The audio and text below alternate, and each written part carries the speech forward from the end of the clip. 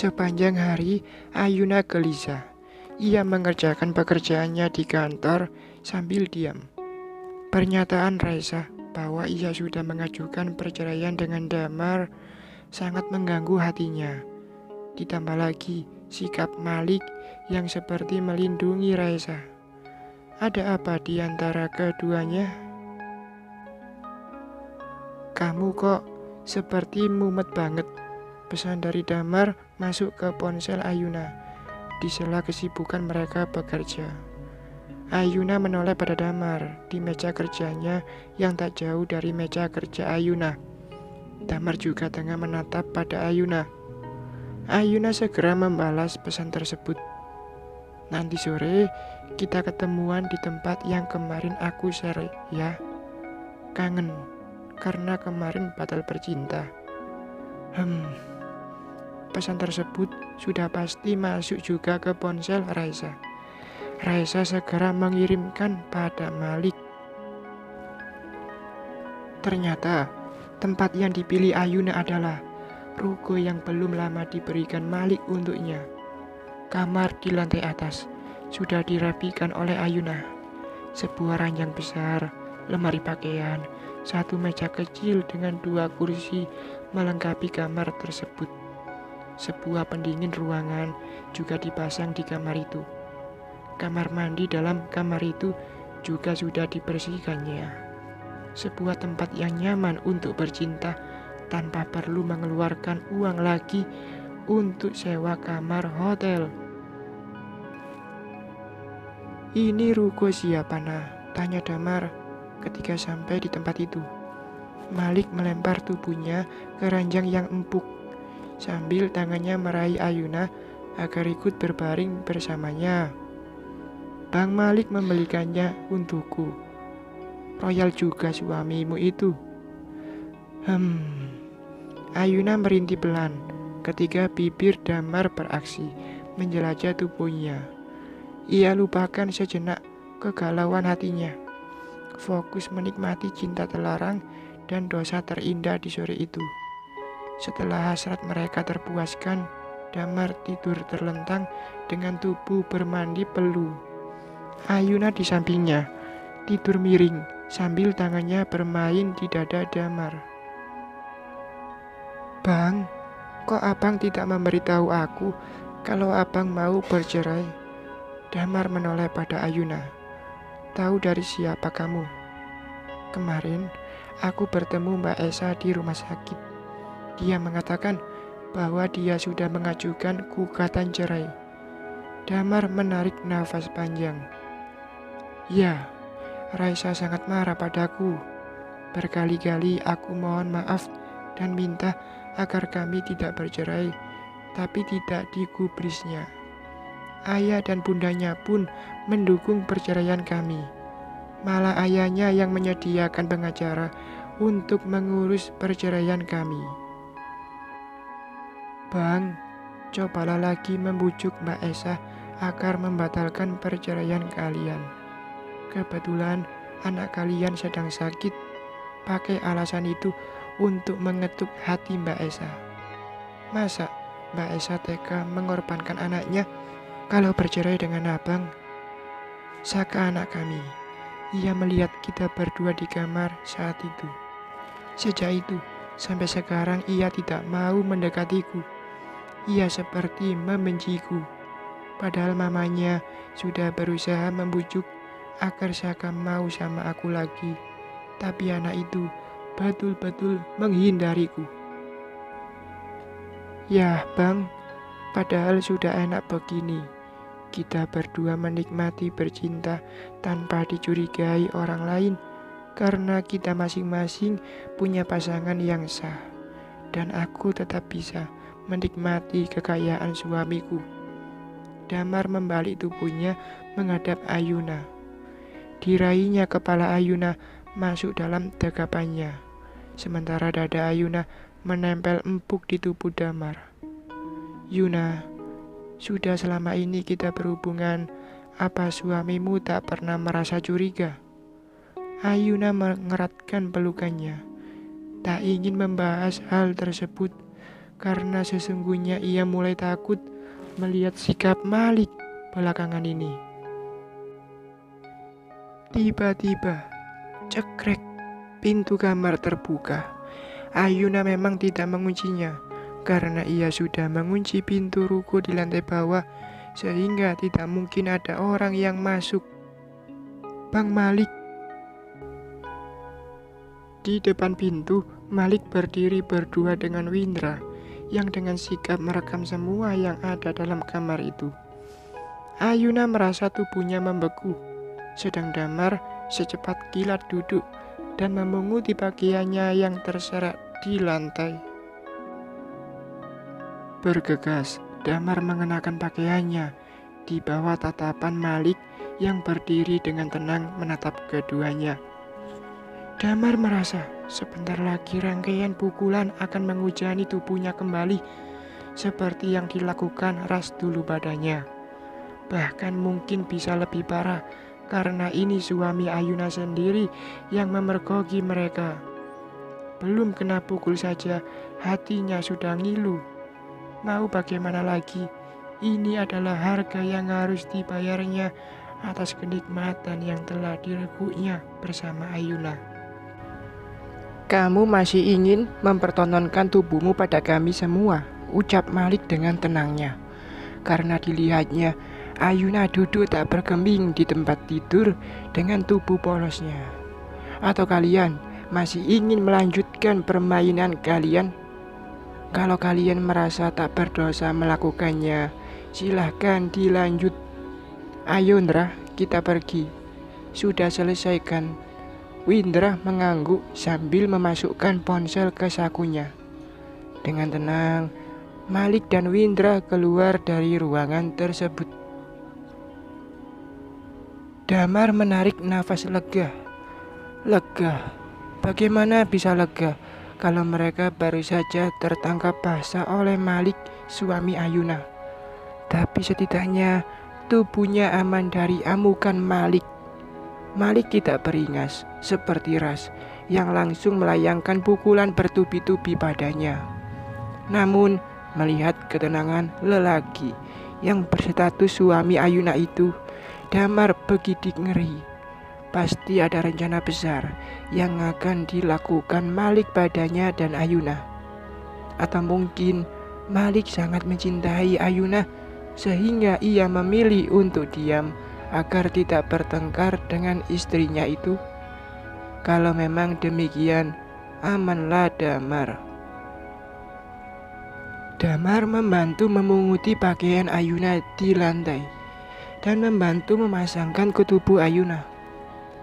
Aku takut bang, apa yang harus aku lakukan kalau bertemu Bang Malik nanti? Tangis Ayuna dengan cemas. Damar juga takut dirangkulnya tubuh Ayuna. Mungkin dengan berpelukan, ketakutan mereka bisa mereda. Tenanglah Yuna, mari kita berdoa. Semoga suamimu tidak marah. Berusahalah merayunya, berikan servis terbaikmu padanya malam nanti, agar hatinya luluh. Kalimat itu yang bisa diucapkan Damar tanpa perlu berpikir terlebih dahulu. Berdoa, abang pikir Tuhan masih mau mendengar doa orang seperti kita ini? Setan saja muak melihat kita bang. Siapa tahu kita masih diberi kesempatan untuk berdoa, Dik. Pulang ke rumah malam itu terasa sangatlah berat bagi Ayuna. Biasanya setiap habis bercinta dengan Damar, ia selalu pulang ke rumah dengan hati bahagia dan puas. Tapi kali ini kakinya serasa diganduli ratusan kilo besi, berat untuk dilangkahkan. Sampai di rumah, rupanya Malik belum pulang. Mobilnya tidak terlihat dan rumah masih gelap. Yuna agak merasa lega karena tak harus langsung bertemu dengan Malik. Setidaknya ia bisa mempersiapkan diri untuk bertemu dengan suaminya itu. Namun telah berlalu 3 hari, Malik belum juga pulang. Ayuna tidak berani menghubungi teleponnya untuk menanyakan keberadaan dirinya. Selama menunggu 3 hari itu terasa sangatlah menyiksa bagi Ayuna. Ia selalu berdebar, pulang dari kantor selalu deg-degan. Apa Malik sudah pulang ke rumah? Dan harus bagaimana nanti Yuna menghadapi suaminya itu? Sampai berapa lama berada dalam situasi yang meresahkan ini? Hari itu Malik menerima pesan dari Raisa bahwa Damar dan Ayuna mau ketemuan di lokasi yang di-share-nya itu. Malik membuka maps tersebut. Ternyata ruko yang baru diberikannya pada Ayuna. Sialan, ruko baru bukannya dimulai dengan doa dan pengajian, malah dibuat tempat maksiat.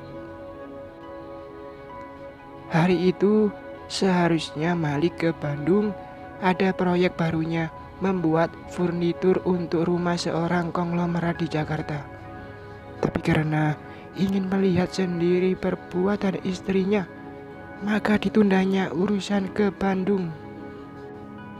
Pagi itu, ia minta orang untuk memasang kamera CCTV di pintu masuk ruko, di ruang bawah, serta di kamar tidur di lantai atas. Sebagai pemiliknya, Malik memegang kunci sendiri, sedang yang Ayuna pegang adalah kunci duplikat. Sorenya, Malik datang ke ruko itu dengan memakai mobil SUV kendaraan operasional kantornya. Berdua dengan Windra, mereka menunggu di parkiran karena belum terlihat mobil Ayuna dan ruko juga masih terkunci. Tidak lama menunggu, terlihat mobil Ayuna memasuki area parkir. Ia melihat mobil Kijang biru tua terparkir dekat situ, tapi tak menyangka sama sekali kalau dalam mobil itu ada Malik dan Windra. Ayuna tidak mengenal mobil tersebut, lalu ia melangkah sendirian ke dalam. Tak lama datang mobil Damar. Lelaki itu pun melangkah masuk. Malik tersenyum melihat Ayuna mengunci pintu dari dalam. "Selamat menikmati, Nyonya." Setelah menunggu beberapa saat, Malik mengajak Windra masuk. Ruang bawah terlihat kosong. Mereka terus naik ke lantai atas. Malik melangkah dengan tenang karena ia sudah tahu apa yang akan dilihatnya nanti. Sedang Windra susah payah menenangkan debur jantungnya. Dia masih bujangan, baru 25 tahun. Belum pernah berpengalaman untuk hal-hal seperti ini. Apalagi ia mendengar suara-suara menggairahkan dari dalam kamar yang tertutup, membuat ia merinding. Dengan tenang, Malik membuka pintu kamar hingga terlihat 2 sosok manusia berpelukan di tempat tidur tanpa benang sehelai pun. Windra berusaha untuk tidak melihat pemandangan tersebut, menjaga mata bujangannya agar tidak terkontaminasi pemandangan maksiat tersebut. Ia menjalankan tugasnya untuk mengambil video semua adegan di dalam kamar tersebut.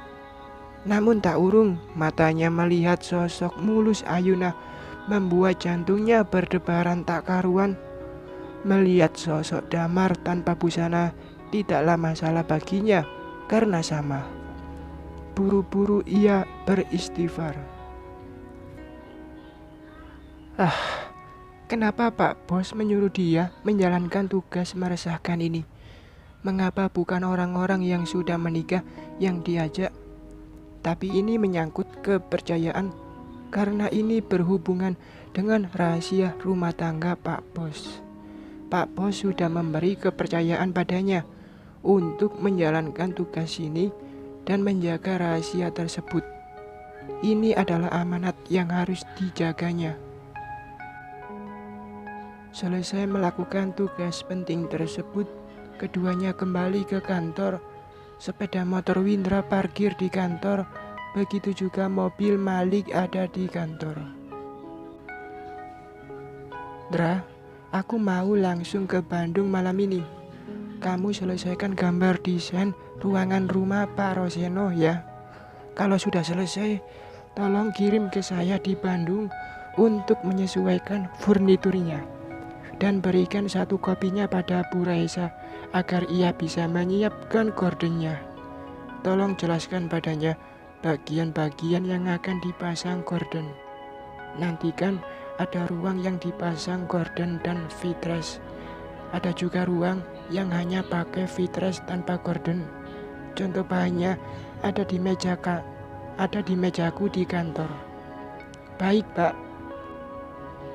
Windra sudah menyelesaikan tugasnya, membuat gambar dekorasi rumah konglomerat tersebut.